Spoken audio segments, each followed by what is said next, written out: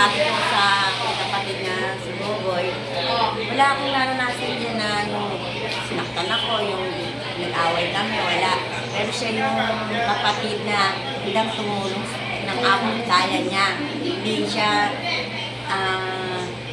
siya mangingi ng anumang kapalit yung pagtulong niya. Hindi. Kasi naranasan ko siya nung anak ko ay nakutilang paa. Talagang isang tawag lang, hindi siya pwede humindi. Kahit hindi sa kanya yung sasakyan, talagang bibigyan niya yung best niya. Ganun siya tumulong sa akin. Naranasan ko sa kanya na tinakbo yung anak ko sa JBL. Ganun siya sa amin.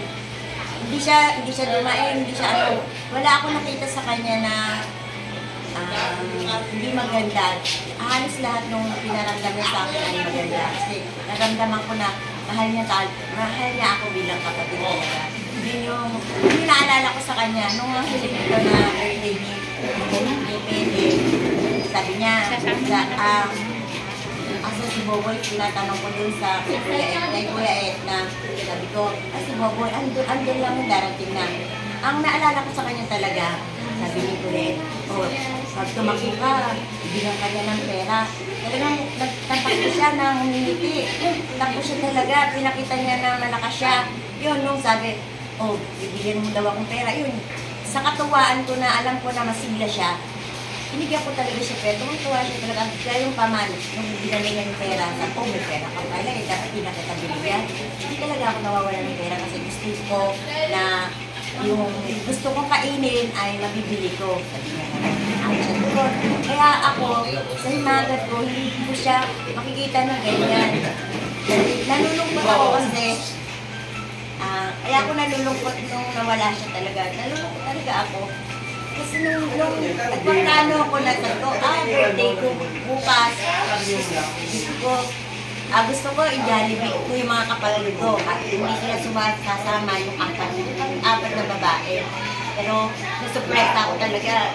Unang-unang regalo niya sa akin to. Unang-unang binigay niya na regalo. Nawala siya. Ang sakit-sakit kasi hindi ko in-expect na magkakaganin siya. Kasi alam ko malakas siya eh. Mas mahina pa siya nung dati. Pero nung nakita ko siya, malakas siya. Salamat sa kanya. Salamat yung tinulungan niya. Ako, na alam ko na yung pagtulong niya ay walang hindi naman kapalit. Mukha sa loob niya. Ganun siya tumulong. Talagang bigay ang best para sa'yo. Yung bibigyan niya yung tulong niya ng the best para siya makatulong. Ganun siya sa akin. Salamat Boboy sa pagtulong mo sa akin.